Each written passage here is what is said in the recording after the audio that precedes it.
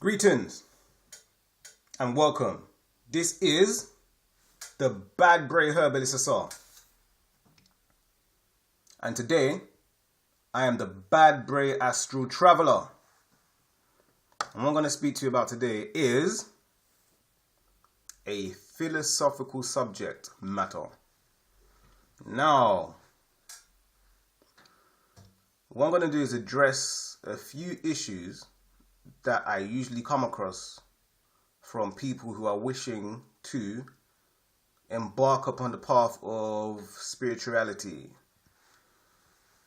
Now, the questions and the queries I usually get are usually along the lines of people ask me questions such as, how can I astrally project? How can I increase my vibration? And I usually respond by telling them, well, it will help you if you engage in some form of meditation. And usually the response I get is, the person usually says, I've tried to meditate, and whenever I meditate, I'm unable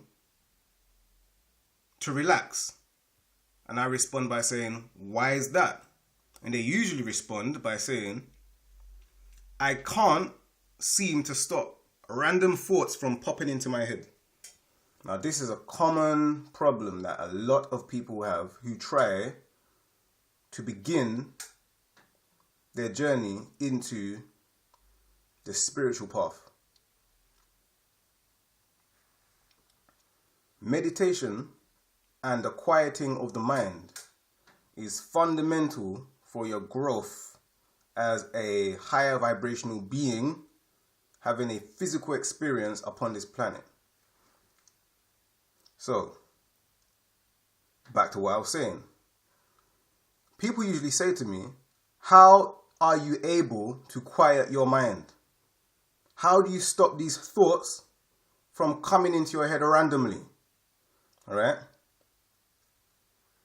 And for me to respond in a way that they can understand and implement into their practice takes a lot of work and a lot of explanation. I think the best way for me to explain it is for me to give some type of example. Now, in order for you to quiet your mind, you need to be able to have some type of mastery of the self. And when I say mastery of the self, I mean having an understanding of how the universe and the subconscious mind communicates and what language is used by the universe and the subconscious mind. Alright? So, I'll give you an example. Alright. Many years ago, back in my younger days, when I used to consume wheat and bread and toast, there would be many occasions where I would be in the kitchen and I would be buttering my bread, okay? I would butter my bread, and what occasionally would take place is there would be a fumble, and the bread will slip from my hands and fall towards the floor. Now, stay with me. At the point at which the bread falls from my hand and starts falling towards the floor and is in the air, in flight, at that point, instantly, I would begin to think on a conscious level within my conscious mind.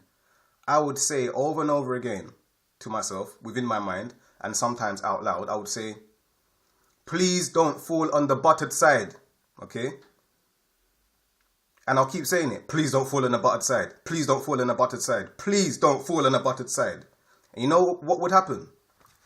The bread would fall and land on the buttered side. Now, at first, I thought to myself, this must be coincidence and probability. It must come down to probability, okay? That's what I thought. But then I noticed that every single time the bread would fall from my hand while I'm buttering it after a fumble, the same thing would happen. I would say to myself consciously, please don't land on the buttered side, and the bread would fall and land on the buttered side each and every time. So I thought to myself, how can I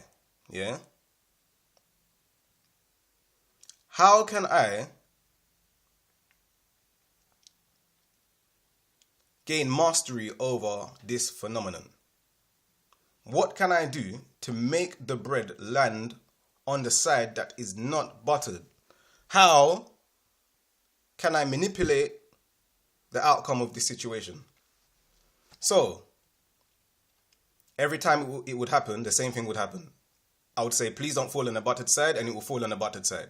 So I thought, why don't I try to do the opposite of what I'm trying to achieve consciously? So I said to myself, the next time I'm buttering bread and there's a fumble and the bread falls to the floor, what I would say on a conscious level within my mind is, please fall on the buttered side. Okay? So, the next time I was buttering bread, I wasn't even expecting it. And then a fumble. The bread fell to the floor. At that instant, I remembered what I promised myself. And consciously, I said within my mind, within my conscious mind, I said, please fall on the buttered side. Please land on the buttered side. Please land on the buttered side. And you know what happened? The bread fell on the side. It landed on the side that was not buttered. Believe that. And I thought to myself, now, that could be coincidence or probability. But the philosopher within me knew that something else was taking place. I knew that I had somehow mastered, not even mastered at that point, I had somehow been able to manipulate the outcome of the situation just by consciously thinking of the complete opposite to what I was thinking before. So each time I would drop bread while buttering it, I would think to myself, please land and fall on the buttered side, and it will fall on the opposite side, on the side that wasn't buttered. So I carried on doing this, and as time went on, I thought to myself, okay, I'm getting the desired outcome, but I wanted to know why. Why was that taking place? I needed to know and get to the root of the matter. How did I get to the root of the matter? So I said to myself, let me dissect this further and find out exactly what is taking place here. So, what I did is I dissected and broke down every single part of what was taking place during the incident where the bread would fall from my hands while I'm buttering it. So I thought, okay, I'm buttering bread. Okay, that's what's taking place. The bread falls from my hands. Okay. Then it falls to the floor. And then I would consciously think, please do not land on the buttered side. Now, while I'm consciously thinking that, consciously saying, please do not land on the buttered side, I realized what I was actually doing at the same time, in conjunction with that. At the same time, I was visualizing the bread falling and landing on the buttered side. So I thought, hold on. I'm onto something now. I thought I'm onto something, yeah? I thought to myself, I'm consciously, yes, saying to myself, please do not land on the buttered side. But subconsciously, I'm visualizing the bread falling on the buttered side, which is the complete opposite of what I want on a conscious level. Now, where am I going with this? Yeah? Where am I going with this? I'm still talking about meditation. Yeah? What I'm trying to explain and get you to understand is the universe and the subconscious mind, which are one and the same. The universe and the subconscious mind are one and the same. They're made of the same stuff. And they do not understand human spoken language. They only understand symbolism, images, and visualization. So, let me break it down again what was taking place in the kitchen. So I'm buttering my bread, yes. It slips from my hands. It starts falling to the floor, yes. Consciously I say, please do not land on the buttered side. I visualize it actually landing on the buttered side. My subconscious mind says, oh, you're communicating with me. And what are you communicating to me visually? Oh, you're showing me a picture of bread falling and landing on the buttered side. The universe says, oh, you're sending me a picture, a visualization of bread falling on the buttered side. So my subconscious mind, working in unison with the universe, even though they're one and the same, they work together to create into physical manifestation exactly what I visualized, which is the bread falling on the buttered side. Okay? Now, this is what usually happens. When you are trying to not do something, what you tend to do is consciously you try to avoid it. But on a subconscious level, you visualize that which you are trying to avoid. So what you do to yourself is you send yourself and the universe mixed messages. All right? Okay? Now I'm still talking about how to enter a meditative state and how to remove random thoughts from your mind. Okay? Because most people are unable to remove random thoughts from their mind during any occasion where they try to meditate. Okay? They're unable to do that. And they can't do it because they are focusing upon removing the random thoughts from their mind and drawing those random thoughts to themselves. Subconsciously. Alright? Here is another example. Another example. Now, where I live, around the corner from me, there is a nice, wide, open expanse of space. A beautiful green park, yeah, of like more or less British countryside wilderness. And I usually go there just to reconnect with nature, walk barefoot, sit down, feel the grass, and reconnect with Mother Nature herself, okay? Now, I usually, more often than not, while I'm at this park, I come across people walking their dogs. Now, there's one particular man that I seem to run into more often than other people. And this man, I always see him walking his dog. And his dog has a tendency to run away from him. Every single time. The dog runs away from him, yeah? It runs. He calls the dog's name. Yeah? He keeps calling the dog to come back. I can't remember the dog's name. Let's just say, for sake of example, the dog's name is Rufus. So the man's walking his dog, and the dog runs away. And the man says, Rufus! Rufus! Rufus! And the guy gets really frustrated that his dog is running away. And the more he shouts for his dog to come back, the further away the dog runs. And the more frustrated the man becomes. Now, where am I going with this?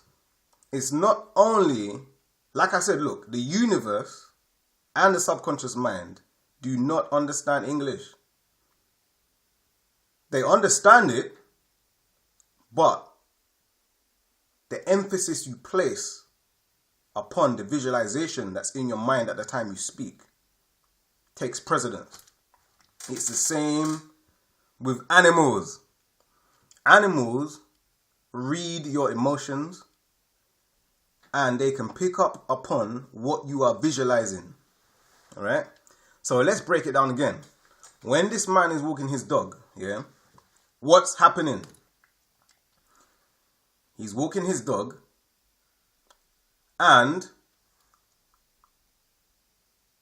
he visualizes to himself.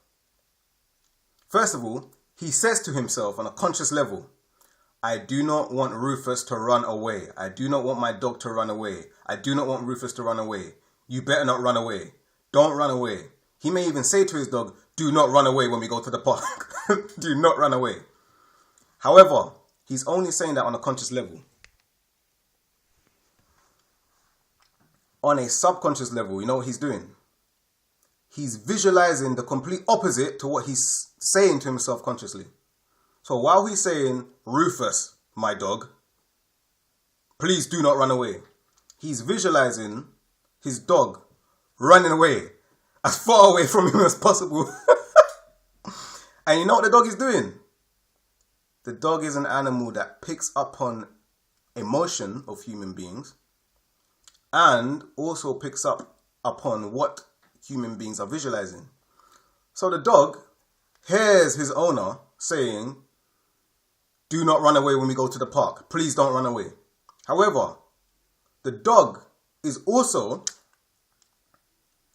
picking up and receiving the imagery and the visualization of running away. And it's receiving this imagery of running away from the very person that's telling him to do the opposite on a conscious level. Okay? So, animals, they operate from emotion and visualization. So he says to his dog, when we go to the park, do not run away. All right? And the dog says, okay, I'm a dog. You're speaking English. I'm a dog. Woof. You're speaking English. I'm a dog. Okay, what are you visualizing? You're visualizing me run away. And you're pointing to me like it's very important. So that means when we go to the park, you must want me to run away. So what happens? What happens? They go to the park. And as soon as the dog gets into the park, what does the dog do? It runs away. And the man cannot understand why the dog's running away. And he says, Rufus, Rufus, and the dog carries on running. Now, my advice to that situation, which is the same as my advice to the bread dropping and falling on the buttered side, as well as being identical to the advice I'm going to give you on how to remove random thoughts from your mind when entering a state of meditation. And the advice is as follows. For this man walking his dog, for anybody who walks their dog and has a problem with their dog continuously running away, I would say, when you say to your dog, do not run away when we get to the park, or even when you consciously think to yourself, I do not want the dog to run away when we get to the park, you must take control of what you are visualizing on a subconscious level. Rather than visualizing the dog running away, visualize the dog not moving any further than arm's length from you. Visualize that. Every single time you think of going to the park and think of the dog escaping from you and running, visualize yeah, visualize the dog staying near you, yeah. So you say in your conscious mind, I don't like, stay near me, stay next to me, stay near me. That's what you say in your conscious mind. Then you visualize subconsciously the dog staying near you. And I guarantee 100% that the dog won't run away. Because the dog will pick up on what you're visualizing and do exactly what you're visualizing. That's how it works. It's not just animals. It's plants as well, okay? Plants. Everything in the universe communicates through symbolism and visualization. Alright? Everything does. Not through English. Alright? Now, let me get back to the point. Meditation. So, when you are meditating and random thoughts come into your head,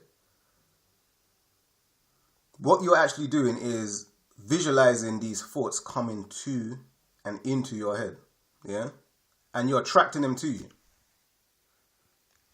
That's what's happening. Yeah? You're attracting these thoughts to you. Because you're subconsciously telling your subconscious mind and the universe that that is the outcome you want. So, how do you deal with this? How do you deal with this? How do you remove these thoughts from your mind? These random thoughts. You must gain mastery of self. You must focus on cultivating the ability to visualize that which you want the most, rather than visualizing what you don't want. And in this case, it's these random thoughts. Now, there's many ways to approach this. You have monks who are in the mountains who spend a lifetime mastering the ability to remove all thoughts from their mind and think of nothing. A lifetime. So it's not something that you can just pick up on and do. Just say, oh yeah, I've removed all random thoughts from my mind. It was easy. Which is why I'm taking so long explaining to you via example. It's not something that will happen overnight.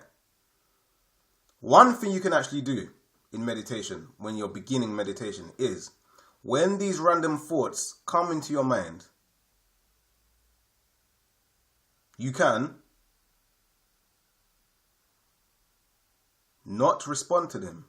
As soon as they come in, do not respond. Don't say to yourself, oh, I don't want these thoughts in my head. And don't say, I want these thoughts in my head. Look at them. Analyze them if you want to. But do not react emotionally. If you don't react emotionally, you'll find that these thoughts tend to start dying down. Then another one pops into your head. You don't react, it dies down. Because when you don't react, what you're doing is an analogy could be like somebody brings you a gift.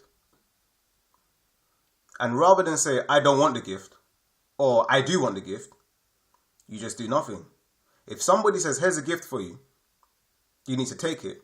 And you stood there and looked at the gift and looked at them. Eventually, the person will just either leave the gift on the floor or they'll take the gift and walk away.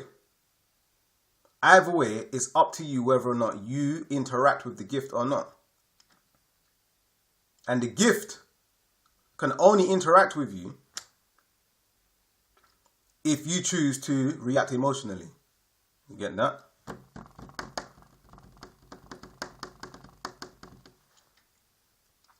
So, somebody gives you a gift and you don't accept it. So what does the person do? Just like Buddha said, what does the person do? They keep the gift and take it somewhere else. It's the same with random thoughts that you don't want popping into your mind. The same. Okay? However, in this case, because a lot of people don't have control over what they visualize, and tend to dwell upon and focus upon that which they do not want to come into manifestation. We tend to focus on the worst case scenario and we draw that into ourselves. So in the case of meditation, having random thoughts come into your mind and wanting to get them out of your head, most people tend to focus visually on random thoughts coming into their head. And then they don't understand why the thoughts keep coming into their head. Just like in The Stranger's Secret by Earl Nightingale. You become what you think about. You become what you visualize. Okay? Now, you can be buttering bread in your kitchen and use mentalism, yes, to cause the bread to fall on the side that is not buttered when it falls from your hands. Yeah? When you're walking your dog, if you have a dog, in order to stop your dog from running away from you, you can use visual mentalism to keep the dog close to you. It's just coming to an understanding of how the universe communicates and what language you need to use to communicate with the universe. That's the first stage. Before you can even enter into a state of like meditation, proper meditation, or trying to increase one's vibration, or even astral projection, before you can even enter that, you need to have mastery of mind and understand that the symbolism that you think of and the imagery is what the universe would respond to and what your subconscious mind would respond to. Because when you